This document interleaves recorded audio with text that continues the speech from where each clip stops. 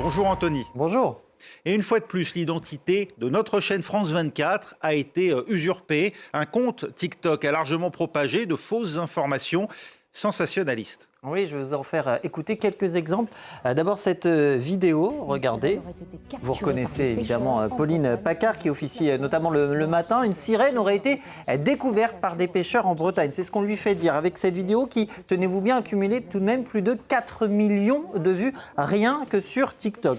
Ici, dans cette autre vidéo, on fait dire cette fois à Mariam Pirzadeh que Brigitte Macron veut apporter des preuves, on sait les rumeurs qui courent sur son identité, veut apporter des preuves prochainement donc sur le fait d'être une femme. Alors ces voix, évidemment, elles ne sont pas familières des téléspectateurs de France 24 et pour cause, puisqu'elles sont fausses, elles ont été générées par intelligence artificielle, tout comme les images, d'ailleurs le plus souvent. Si on reprend l'exemple de Pauline Pacard, on va voir à un moment le fameux logo Sora. Voilà, c'est ici, le logo Sora, c'est du nom de ce logiciel de génération de vidéos. Alors ça, c'était pour ce qui est de la forme. Maintenant, pour ce qui est du fond, on va venir sur le compte originel, on y reviendra un petit peu plus tard sur le compte, mais regardez, bien, il y a des thématiques assez diverses. Ici, une femme aurait été mise enceinte par son propre chien de compagnie, ça va de là jusqu'à un missile russe qui touche la Tour Eiffel pour une vidéo qui, vous le voyez là encore, avoisine les 3 millions de vues.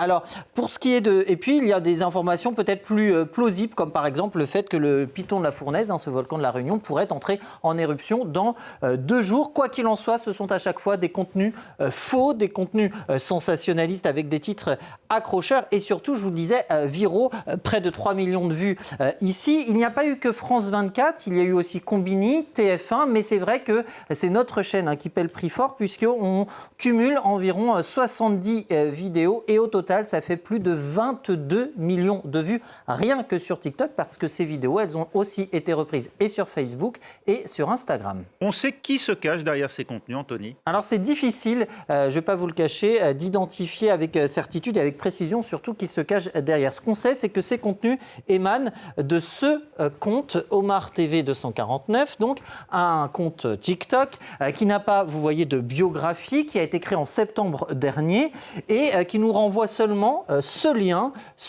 qui nous amène à une cagnotte en ligne sur une plateforme sénégalaise pour, nous dit-on, soutenir ceux qui traversent des moments difficiles. Alors c'est assez vague et vous le voyez, il n'y a eu aucun don collecté. Ce compte, il a depuis été supprimé, mais il semble que l'auteur de ce compte se soit renvoyé, se soit réfugié sur un autre compte TikTok. Plus précisément, il avait déjà effectué des détournements semblables sur ce compte TikTok. Un compte qui a repris, vous le voyez, et le logo et un nom ressemblant. Et ce qui est intéressant de noter, c'est que ce compte a changé de nom il y a seulement 2 jours.